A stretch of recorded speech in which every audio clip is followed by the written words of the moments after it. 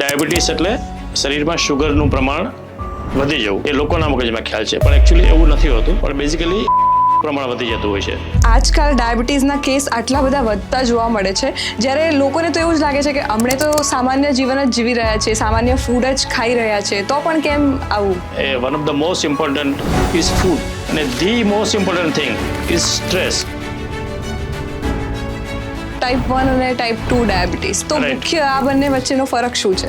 ધારી લો કે તમારી પાસે મર્સિડીઝ કાર છે, એનું એન્જિન પણ સારું છે, ગાડી પણ એકદમ નવી છે, પણ એક ગાડીની અંદર પેટ્રોલ છે અને બીજી ગાડીની અંદર પેટ્રોલ નથી. ટાઈપ 1 ડાયાબિટીસ છે, એમાં પેટ્રોલ નથી, એટલે કે ઇન્સ્યુલિન નથી, ગાડી સારી છે છતાં પણ ચાલતી નથી. ટાઈપ 2 ડાયાબિટીસ છે એવું છે કે જેમાં ફૂલ પેટ્રોલ છે, પણ એ પેટ્રોલ એન્જિન સુધી પહોંચી શકતું નથી. ટેકનિકલી હું એને ઇન્સ્યુલિન રેઝિસ્ટન્સ કહીશ. ઘણા બધા ડાયાબિટીસ એવા છે કે જેને આપણે મોનોજેનિક ડાયાબિટીસ કહીએ, જે બહુ જ રેર છે. ત્યારે હાલ ખૂબ ચર્ચામાં છે diabetes type 3.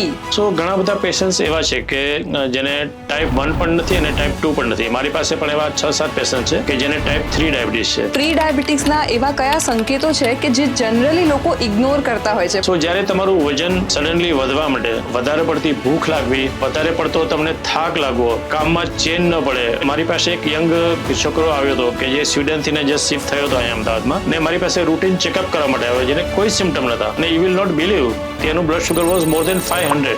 O my god. રોજિંદી જીવનની એવી કઈ કઈ આદતો હોઈ શકે કે જે તમને ઇન ફ્યુચર ડાયાબિટીસ તરફ લઈ જઈ શકે છે? ધ મોસ્ટ ઇમ્પોર્ટન્ટ મેં તમને જે વાત કરી, ટોફી. તો આ ટોફીનો અર્થ શું છે? Thin outside, fat inside. એ દુનિયામાં કયા સબસ્ટન્સે સૌથી વધારે નુકસાન કર્યું? So that is most important question કે આલ્કોહોલનો ડાયાબિટીસ પર શું પ્રભાવ છે?